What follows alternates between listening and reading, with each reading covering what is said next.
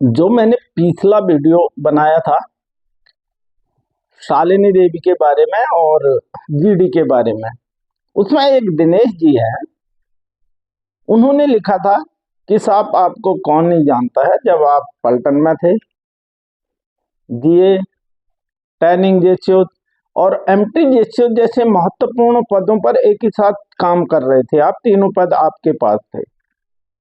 तो दोस्तों, जो वो समय था जब सवाल उठता था वहां पर कि यहाँ का कार्यभार संभालने के लिए कौन जेसीओ होगा।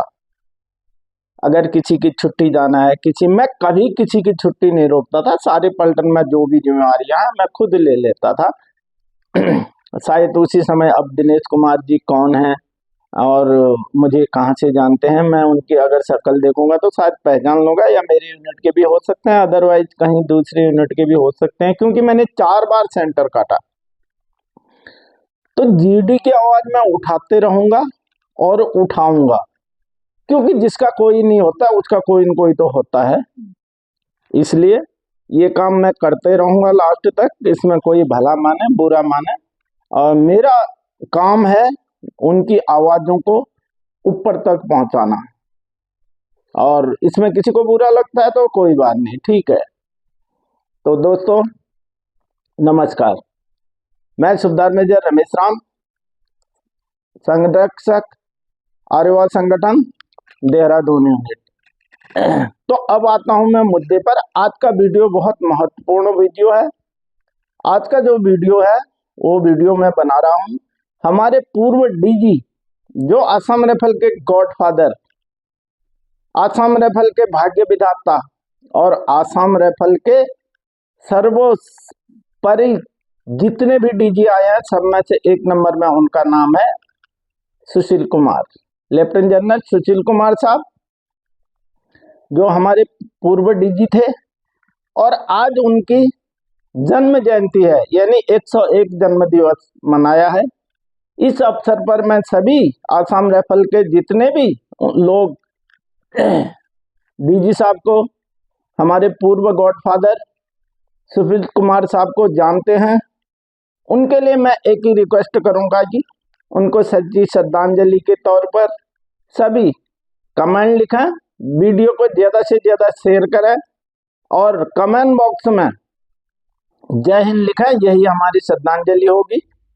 तो इसके लिए मैं सभी का आभार व्यक्त करूंगा। एक बार फिर उनको सलूट और सच्ची श्रद्धांजलि पूरे आसाम राइफल के एक्स सर्विसमैन और ऑन सर्विस वालों की तरफ से सलूट। खास करके सुशील कुमार साहब का कार्यकाल था 1 सितंबर 1979 को वो आसाम राइफल में आए थे प्रथम डीजी के तौर पर, और उसके अलावा 2 दिसंबर 1981 को वो अपना कार्यभार पूरा करके पोस्टिंग चले गए थे ईस्टर्न कमान में। और उनका टोटल 2 साल 3 महीना 1 दिन का जो कार्यकाल रहा, वो आसाम राइफल के इतिहास में एक स्वर्णिम कार्यकाल था, स्वर्णिम कार्यकाल।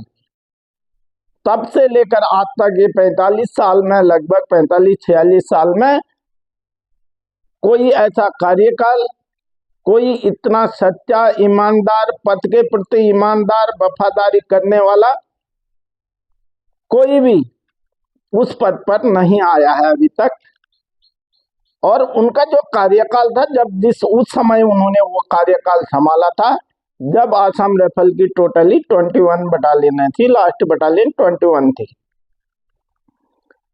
उनका जो पहला दरबार था, मैं उस समय 13 आसाम राइफल में था, वहां पर नागनेमारा में उन्होंने जो उनका चलचित्र भवन है उस हॉल में वो दरबार लिया था। तो वहां पर कुछ एक्स सर्विसमैनों ने कहा था कि साहब तब तो जीडी को हो, जीआर को हो, और एक सिपाही बेटा तब जनरल बने को हो, और तब को काम जीआर को जो जनरल को जो काम होने पड़ता। तब उन्होंने कहा था साहब ये पहला ही डीजी है आसाम राइफल का, हर हमेशा ये पहला ही रहेगा, ये नाम कभी काट नहीं पाएगा और कोई न इसे झुका पाएगा। पहला हूं पहला ही रहूंगा हर हमेशा।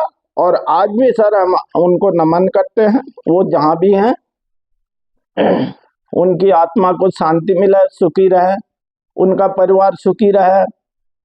उनके 2 बच्चे हैं, मैडम तो पहले ही उनका डेथ हो गया था, एक लड़का एक लड़की। जहाँ भी उनका परिवार, अभी जहाँ नहीं, दिल्ली में ये बसंत विहार में उनका परिवार है और वहीं रह रहे हैं वो। खास करके मेरठ के रहने वाले थे वो।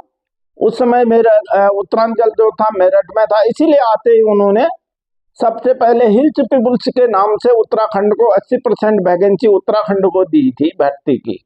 और आज हम उन्हीं की बदौलत, जितने भी उत्तराखंडी लोग यहाँ पेंशन ले रहे हैं, उन्हीं की बदौलत आज हम यहाँ पर पेंशन ले रहे हैं और उनकी नाम की एक रोटी खा रहे हैं। और इसीलिए जब वो असम राइफल में आए थे, असम राइफल की वो हालत थी, उस समय विंग हुआ करती थी। ए विंग होगी, उसमें एक बी सब विंग होती थी। और उन्होंने सबसे पहले उनको कंपनी के लिए कंपनी बनवाया। असम राइफल में सिर्फ 3 दिन, महीने में 3 दिन के हिसाब से छुट्टी मिलती थी। और उन्होंने सबसे पहले आते ही 60 दिन छुट्टी प्लस जर्नी के हिसाब से, नेपाल वालों को तो 25-25, 30-30 दिन भी जर्नी मिलता था। अरुणाचल का जहां बैकवर्ड इलाका है, पैदल जाना पड़ता था, उनको खास करके 60 दिन प्लस जर्नी अलग से दिलाया।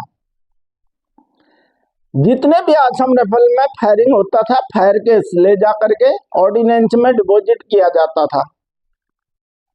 उन्होंने बोला नहीं, जोरहाट में एक मेटल प्लांट लगाया और वहां पर वो सारे खोखों को पिघाल करके उनको बिक्री करा। हर यूनिट को एक एक बस दी थी। उस समय असम राइफल में टोटल 2 शक्तिमान, 3 शक्तिमान और 2 वंटन हुआ करती थी। अब वो उस हिसाब से गाड़ियां थी। और जब वो आए, उन्होंने असम राइफल में 13 लाइट व्हीकल, 12 हैवी व्हीकल और 12 medium vehicle, 2 water boater, 3 ambulance और 3 मोटरसाइकिल देकर टोटल 44-45 गाड़ियां असम राइफल को दी। और उसके अंदर अभी शायद तो बढ़ भी गया होगा, माकी सेक्टर की गाड़ियां दी जाते हैं। मैं जब तक मैं सेवा मुक्त नहीं हुआ था तो इतनी गाड़ियां थी उसमें यूनिट में। ये सब उनकी बदौलत है। उन्होंने क्या नहीं किया, इतना दिया असम राइफल को, इतना किया कि 40 सालों में उसको ध्वस्त करने के लिए लगे रहे कई लोग, लेकिन अभी तक इतना दिया उसको ध्वस्त नहीं कर पाए। तो इसीलिए दोस्तों, आज का दिन असम राइफल का एक स्वर्णिम दिन है, स्वर्णिम दिन। इसीलिए ज्यादा से ज्यादा लोग चैनल में, जो खासकर मेरे चैनल को देखने वाले हैं, मेरा वीडियो देखने वाले हैं, सिर्फ जय हिंद लिख के श्रद्धांजलि दीजिए और वीडियो को सब्सक्राइब करें। धन्यवाद। जय हिंद। एक बार फिर सुशील कुमार साहब को जहां भी है उनकी आत्मा को शांति मिले, उनका परिवार सुखी रहे और हम सारे असम राइफल वासियों की दुआ उनको परिवार को लगे। धन्यवाद। जय हिंद, जय असम राइफल, जय अरेवा, जय हिंद।